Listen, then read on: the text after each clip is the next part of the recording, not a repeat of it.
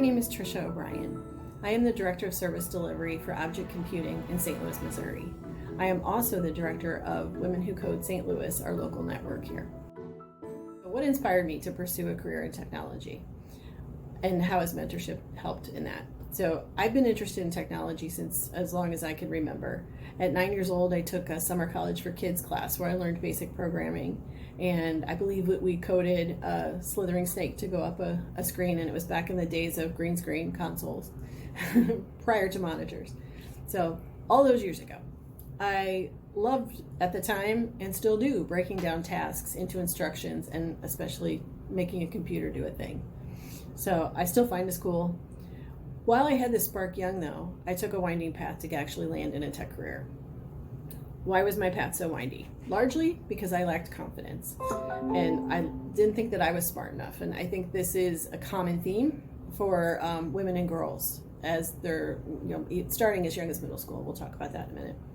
So I went a different route in college. I graduated with business administration and accounting.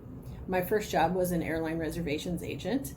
I was working full time while I was going to college, and what people might not know is that airline reservations agents, what they do is coding. It's just a different kind of coding. And I still, 30 years later, remember that Ouagadougou is the capital of Burkina Faso, and their airport code is OUA. Still remember that. So anyway, started working in airline reservations, worked actually in a corporate travel agency.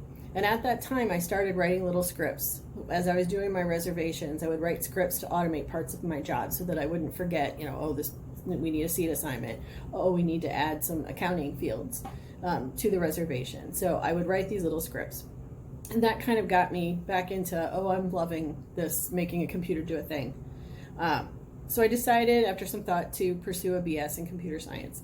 So I did go back to school, and while I was in school, I was able to transfer internally with the company I was working for to their IT department. I came in as a junior developer role, and I was using my airline knowledge that I had to be able to code integrations between our systems and the airline computer systems.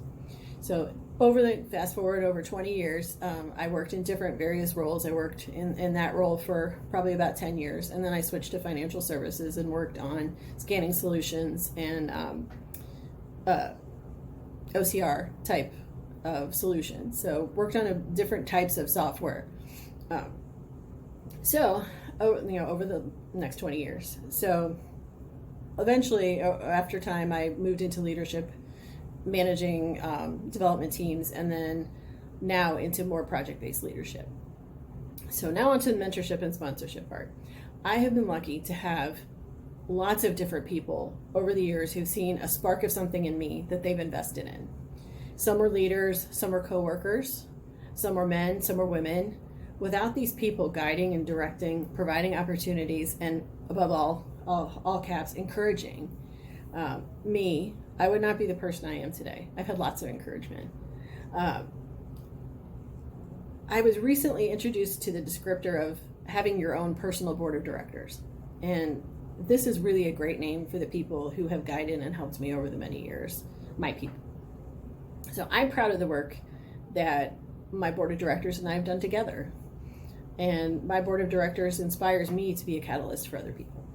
What is something you wish you knew earlier in your career now that you're in your current role? So I have a few. I'm never one for one word. There's only one path to follow, or there isn't only one path to follow. Perfection is not required in life or work. Asking for help is not defeat. Most people want to help you.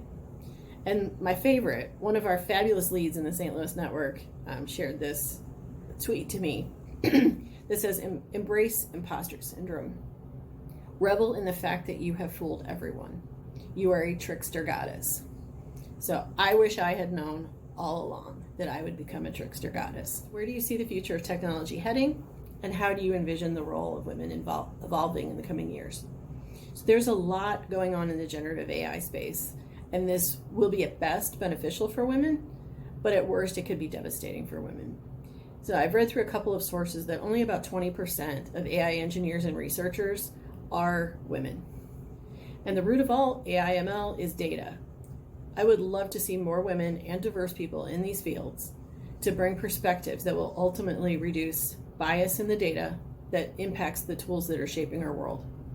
So that, I think, is a critical thing.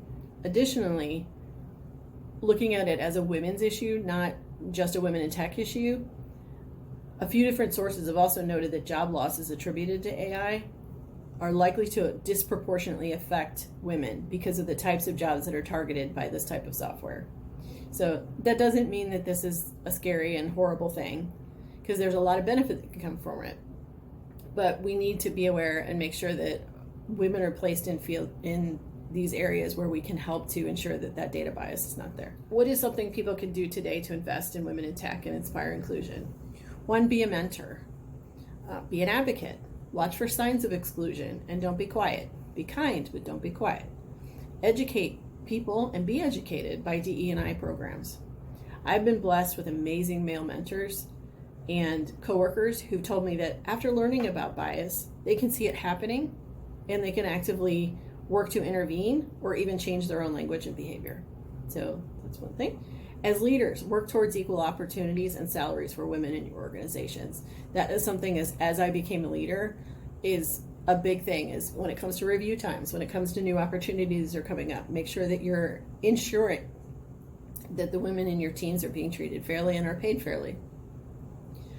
Lastly, volunteer and donate to girls' STEM programs.